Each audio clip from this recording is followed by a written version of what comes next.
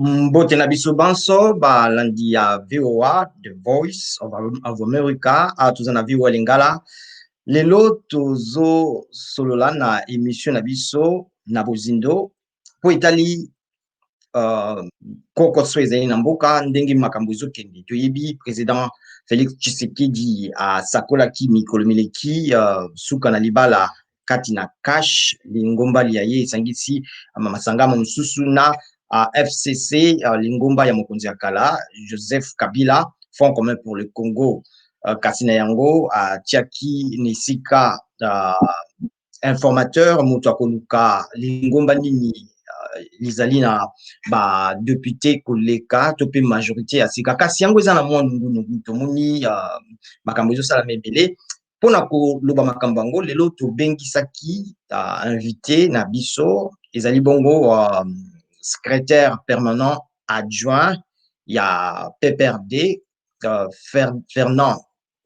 Ferdinand Kambere oyo biso banso toyebi po topesa mwa toloba makambo yango toko yamba ye pe toko obeta mwa lisolo yango na 30 minutes après près mbote ndeko na biso Ferdinand Kambere boye malamu na VOA Lingala na émission Bozindo. Mbote mingi ndeko edi mbote pe na balandi nyonso ya VOA surtout totombeli bango ebu elamu pona 2021 oyo. Voilà, poto banda to senga yo bobungzung sa caméra na moke moi na droite ou na gauche na yo po parti na yo elongizo mona na malamu te parti oyo parti ya kuto yo parti ya kuto ezo mona na malamu te kende nango moi côté wana bon voilà to motuna liboso ezali boye malamu motuna liboso ezali FCC na sima na botiami ya informateur oyo azali moko toyebi te soki asa changé moko ya bayi FCC ya kala Modeste Bahati Lukwebo bo informateur kasi bino bosali réaction mais tolingi toyoka yo moko na monoko na yo réaction na bino to pe réponse bopesi na sima na président Félix Tshisekedi kotia informateur ezalaki mokolo ya bonani na butu bino bolobini. Bon ndeko edi ndenge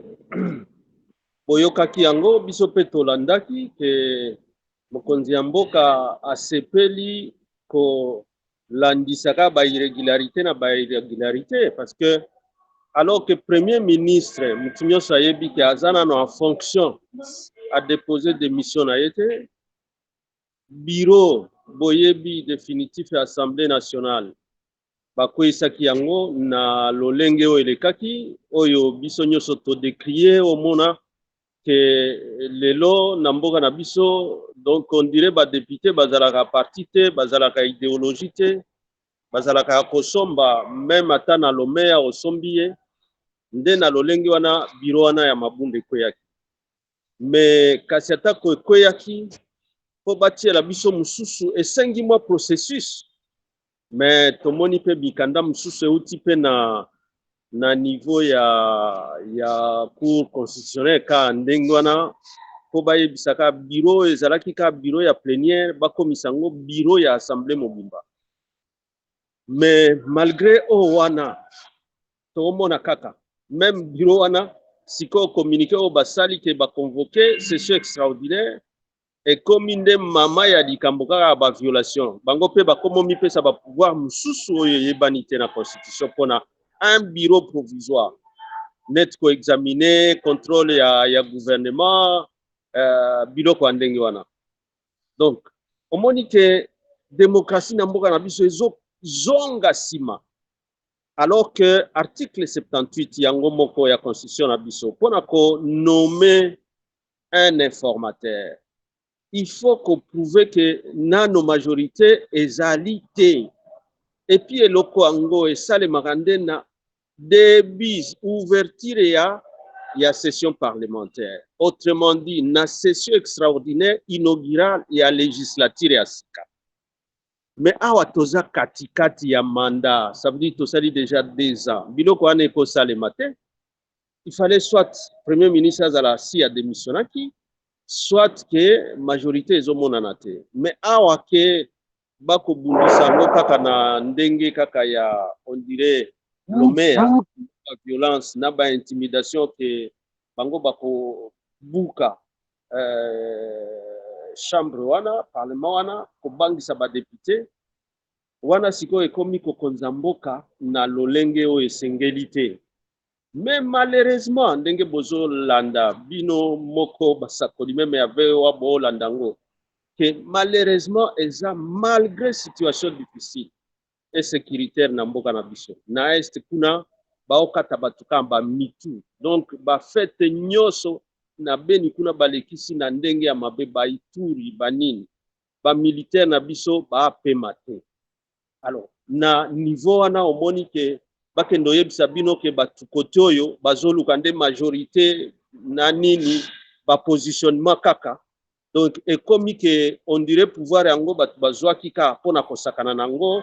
position na bango bango mais bomo ya population baokipe te wana nde opesa mpenza motema pasi kasi soki partenaire na bino to mpe toloba président ya république alobi ke makambo ezotambela te libala oyo bosalaki mpona kokamba mboka bino na cash esili mpe esengeli sikoyo lokola majorité wana ebungi ebebi katani koluka majorité mosusu mabe eza wapi? Mabe eza nde boye mboka eza zamba te toza na zamba banyama te mboka batambwisaka yango na mibeko mibeko likonzi ezali donc koluka majorité faut koluka yango na peuple balukaka yango na mbongo te na kointimide badepute so osali boye te donc yo mpenza na kobimisa yo ezala ndenge wana te partout baétat moderne nyonso badémocratie moderne nyonso so eza ke moto oyo aganye bokonzi ya mboka ke aza majorité na parlement te mais tosa tika parlement asala parce que bango nyonso baosalela peuple bango baza na mosala oyo basalaka ya kovote baloi kocontrôler gouvernement mais yo mutu ya pouvoir exécutif okokotela bato nyonso te okota makambo ya justice okotela sikoyo makambo ya parlement ezala on dirait bana na yo wana eza lisusu démocratie te wana nde tozoloba alors que démocratie oyo tobunda nango makasi mpenza mpo tokóma na lolenge oyo ti Joseph Kabila ayokende na nzela oyo ya suka manda na ye po démocratie efanda na mboka na biso. Alors au lieu tokende liboso ekomi on dirait tozozonga nsima mais entre temps ndenge nazoloba wana intérêt ya population na kati eza wapi na oyo ya kowela ngai na contrôler parlement ngai na contrôler cour suprême de cour ya constitutionnel ngai na contrôler boye donc na buka ou bien na boma oyo eza séparation du pouvoir principe oyo ezalaka principe dorsal ya démocratie na bamboka nyonso yo obomi yango mpo bato nyonso batambolaka na makolo na yo wana eza lisusu démocratie te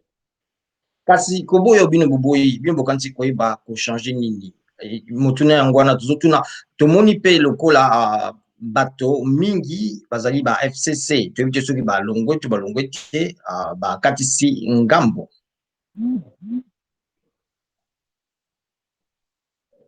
nakati soki motuna malamu ouais omoni wana nde ekomi opesa mpe soni kosala politike na mboka na biso donc bakritike nyonso oyo baexpert ya science politique balobaka ke na Congo bato bakotaka na politique ou bien bato bandaka baparti politique mais ezalaka idéologie te vision te programme moko te na faveur ya population donc ekomi on dirait nde ndenge wana donc okei osali nyonso ke bavote yo tala ndenge balekaki kuna mais nyonso ezobima kuna o tosepeli te bapesi biso ka badesa bango moko bazoloba ke tokolongwa susu kuna so bakomomonela biso boye bango moko no bakanaki baprometraki biso bajipe toomona bajipe te so boye tokolongwa wana sikoyo intérêt ya population na nyonso na kati eza nini donc constitution na biso so batiaki ke député akolongwa na parti oyo te akende na oyo okuru ya manda moko ezalaki po au moins pendant législature moko ba institution ezala stable ndenge population eponaki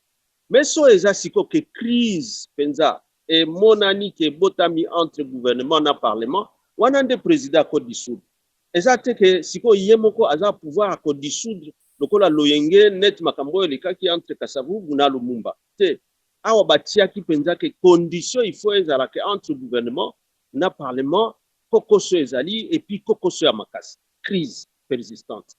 mais awa biloko tozo yoka ezopesa na soni donc on dirait ka kozala député il faut koyaka ka lukika mbongo ezaboye et que siko mokonzi ya mboka yepe asi amoni ke nzela yango wana yepe il faut mosolo lie kotinda tana ba militaire na ba policier bafuta batu basala mai banini yepe akomi ke il faut que somba ba député pour basala ka eloko est-ce que bino bozana preuve makamba mosolo wana po bazolo ba basusu bazolo bango na liste ki ba mususu bozana preuve ko basomba ki bango kosomba po bango moko bazolo bana monoko na bango kezali kambo ya bolamu ya mboka baboyi kutu mingi balobi batelemeli dictature ya na ngambo na bino pensée unique esengeli ka mutu moko ndenge banyataka bango yango nde batelemeli. Mais eza lokuta na bango ezaka loyenge bato ndenge bazokende eza baike nde bakeka na sens wana bamosusu mutu na mutu abandonzwa barezo na ye awa bato bakomoloba bango ekasagi bakei abangi dictature epa na biso kutu dictature eza te parce que FCC yango moko eza coalition eza parti ya passé unique ti ou idéologie moko te ezalaki coalition bato mutu na parti na ye parti chaque parti eza nde na autonomie nango donc pas la biso dictature ezalaka te FCC yango moko eza coalition donc parti na parti na ndenge bazwaki baebonga la différence c'est que bazwaki yango avant même ata eza kokabola baebonga na ndenge ya kokonza mboka ezalaka toujours ke batia ba critère poids politique yo oza na baebonga boni na parlement bapesa yo pe nini par rapport à poids politique ba critère nyonso ezalaka mais kokonza et kozala kolandana na programme commun o ezalaka décider ensemble donc dictature mutu azolo bango eza lokuta parce que kuna bazokende sikoyo bango bao adhéré na vision nyonso oyo ya eso balobaki bazo adhéré so na vision ya union sacrée est-ce que eza vision to kaka makambo yango na ba 90 o batu nyonso susu bakutaki ya Félix non ya Étienne mais quelque temps après awa tango komona ke bakokabola bakolongwa kuna te hein na question na otuna mais tomoni ke mokonzi ya mboka bino bolobi akoki kotia informateur te tango gouvernement ezali tango premier ministre azali mais bon basusu balobi abuki mobeko likonzi te po asigner ordonnance mosusu te mais eza communiqué eza pe na lolenge mosusu akosala bon so asigner ordonnance mosusu te donc a décider eloko te donc eloko yango ezolekisela bato pamba est-ce que biro yango oyo bakocreye kosala mpe badepense te ekozala impact na budget na biso te siko biloko nyonso wana mbongo mosolo ya leta ebimaka boye pamba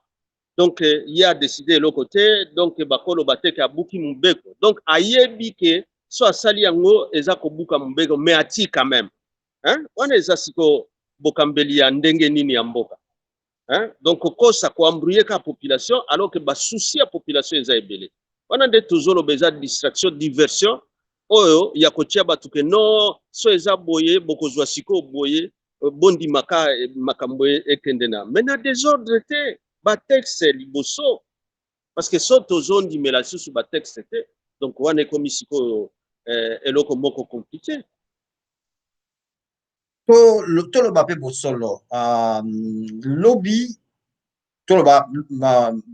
d'abord na butu ya samedi na dimanche président ayambaki bato tomonaki badepute to mpe bakilimeko ebele bakendaki balobi bazalaki au moins 302 bamosusu balobi 309 na nsima na yango mpe premier ministre lokola tozomona ayambaki mpe badepute moke bino sikoyo bokanisi nini bokanisi kaka boza na majorité to majorité esi ekatisi ngambu lokola bazoloba esengeli mpe komona yango soki majorité ekatisi ngambu esengeli komona yango na bilembo lokola président Bon, na muke otoyoki na bao bakendaki kuna na chapiteau ya chef de l'État ya cité ya iyo.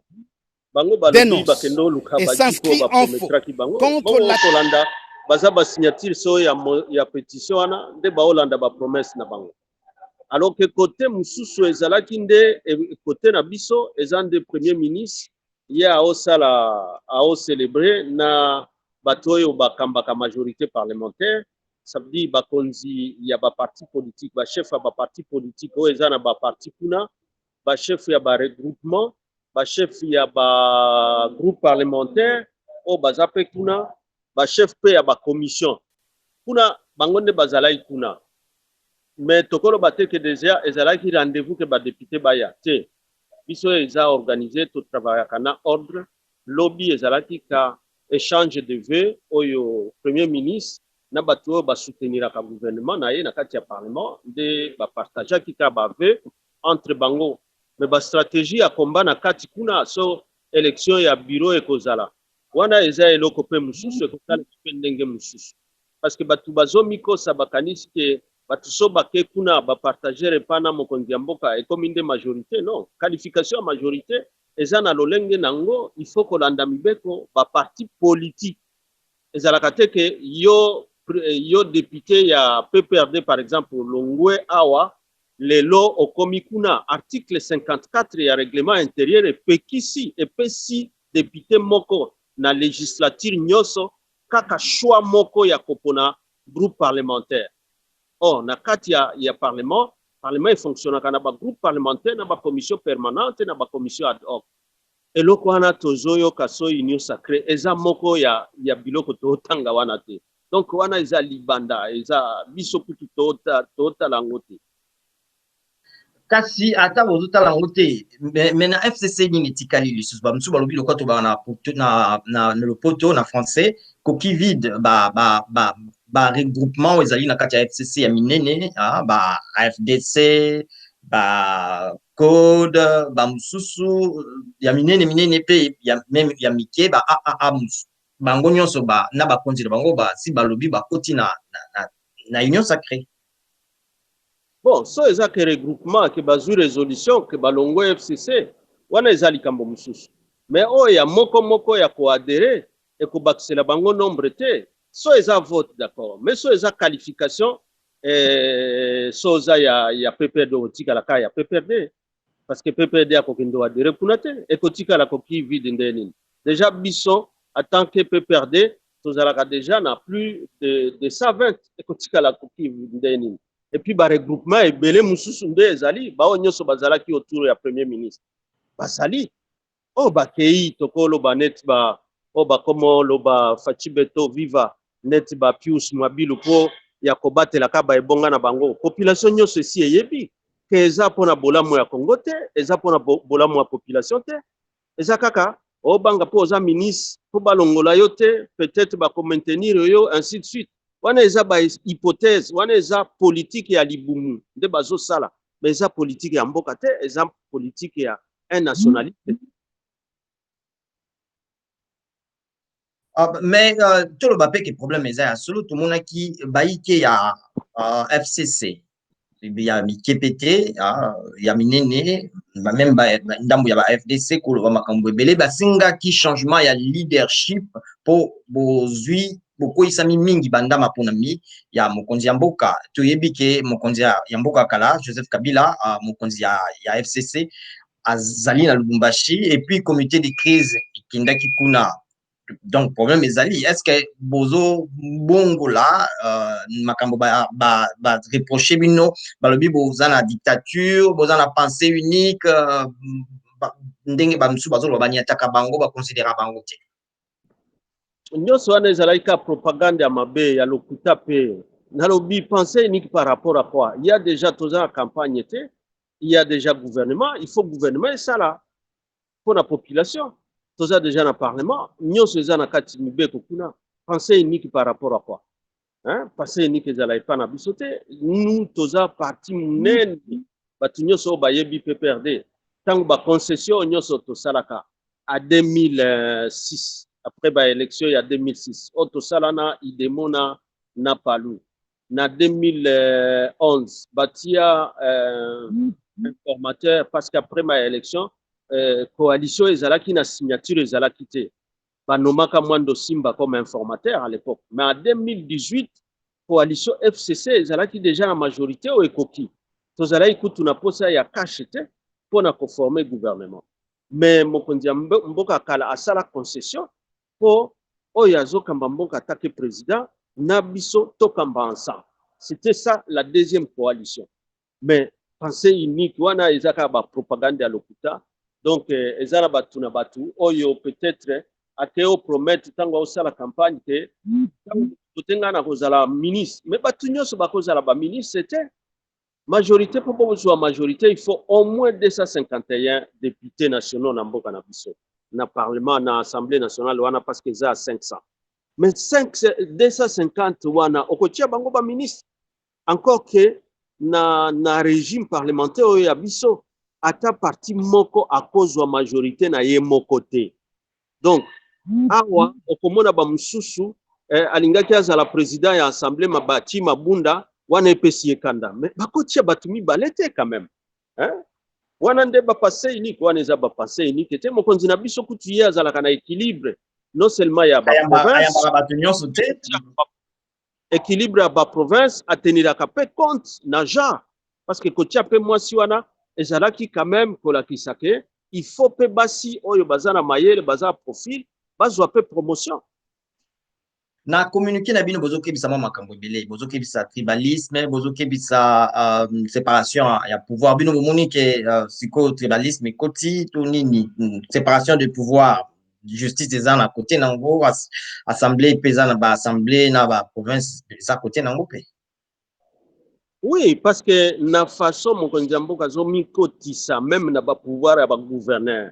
et la kisi que même décentralisation oyo batu bazokanela ekota na mboka na biso ba province e bando ozwa ba ressources nango prof ba se gérer siko ye akomi soki ko contrôler yango siko ba assemblée ko sala nini et ko sala nini, alors que entre temps il faut tout ça la makasi pour que ba province non seulement bazwa plus d'autonomie mais que les péréquations elles allaient bien fonctionner et s'inscrit en faux contre la tendance consistant à faire du président de la République la source de légitimation des autres institutions de la République que sont le Parlement, le gouvernement et les cours et tribunaux. Tendance qui énerve les articles 68, 91, premier et deuxième, 100, premier, 149, premier et 150 deuxième alinéa de la Constitution et qui viole le principe de la séparation des pouvoirs. 2. Le FCC condamne en conséquence la désignation unilatérale par le président de la République d'un informateur chargé d'identifier une majorité parlementaire qui existe déjà depuis l'entame de la législature en cours en l'absence de la destitution ou de la démission du Premier ministre en exercice ou de nouvelles élections législatives, condition sine qua non. Parce que wana nde bato bazoyeba te est-ce que okozala mokonzi ya mboka mpona kosala promotion ya un parti politique, est-ce que okozala mokonzi ya mboka basi bavote basi batia programme bainvestira programme commun oyo a principe il faut bato nyonso balandela mpona kosala évaluation est-ce que programme oyo mbula oyo esali ou esali te place nini échoué eza nde ndenge wana il fallait que bato bazala. Mais si on a katikati ya législative, bayebisa biso que non bokota na vision so na union sacrée. Eza nini, eza eloko nini. Alors que na constitution na biso ba petisi déjà makasi, ba telemeli likambo ya kozongela susu ba parti ni. Ba telemeli likambo ya kozongela susu toutes les initiatives visant à consolider la jeune démocratie congolaise, notamment à travers la révision de l'arsenal légal en vue d'y renforcer, entre autres, l'indépendance dénonce et s'inscrit en faux contre la tendance consistant à faire du président de la République la source de légitimation des autres institutions de la République que sont le Parlement, le gouvernement et les cours et tribunaux. Tendance qui énerve les articles 68, 91, 1er et 2e, 100, 149, 1er et 150, 2e alinéa de la Constitution et qui viole le principe de la séparation des pouvoirs. Le FCC condamne en conséquence la désignation unilatérale par le président de la République d'un informateur chargé d'identifier une majorité parlementaire qui existe déjà depuis l'entame de la législature en cours en l'absence de la destitution ou de la démission du Premier ministre en exercice ou de nouvelles élections législatives, condition sine qua non stipulée par l'article 78 deuxième alinéa de la Constitution. Le FCC s'opposera de force à la dérive totalitaire ainsi qu'aux incitations subséquentes à la avant deuxième tour, accord ezalaki signé entre majorité ya Kabila na Palu na Idemo. Accord wana déjà elobaki polele ke so ba gagné ba élection, mutu akoleka premier ministre eza Mbuta le patriarche Kizenga. C'était déjà dit dans l'accord avant même que ba élection tosilisango. Donc ça c'est 2006. Mais 2011, token na ba élection sans accord entre ba partis politiques. Ce qui a fait qu'après l'élection, il fallait qu'il y ait un informateur qui a identifié la coalition et constituer majorité. C'est ce qui a été fait. 2018, c'était différent parce que l'accord est signé à charte. Donc, ce Bakissa, il y a cash, c'est parce que simplement, tu perds de l'élection présidentielle. Mais à niveau de la majorité parlementaire, on a déjà une assurance.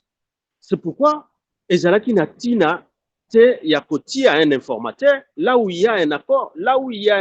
on ne peut pas mettre un informateur. C'est ce qu'il veut dire tout simplement. Elingi koloba kelelo boko sur la lisu soutien ngambo ya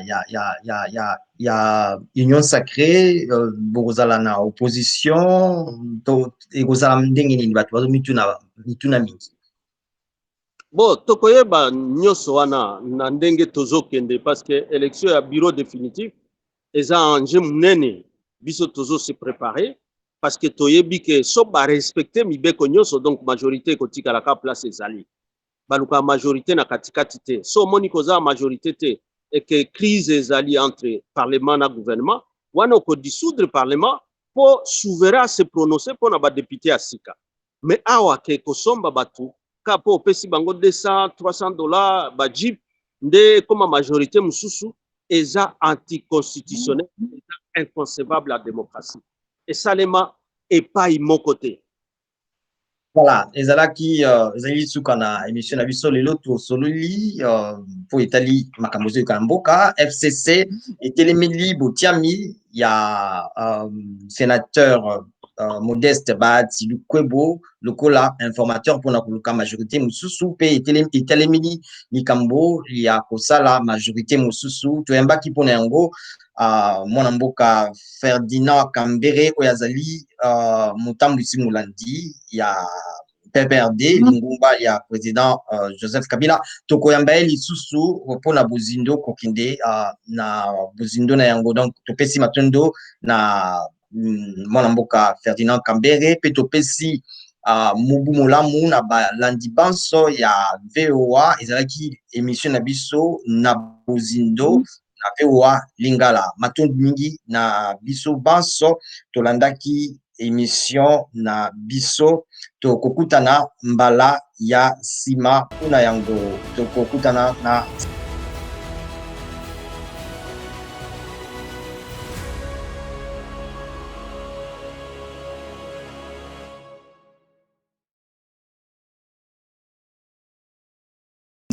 merci beaucoup, monsieur, merci beaucoup. On s'est débrouillé. Bon, en fait, c'était un peu à la va-vite, mais on va faire une émission où peut-être vous serez bien dans un bon cadre aussi. Ouais. D'accord, Ah, merci. ok. J'espère que les images ne vont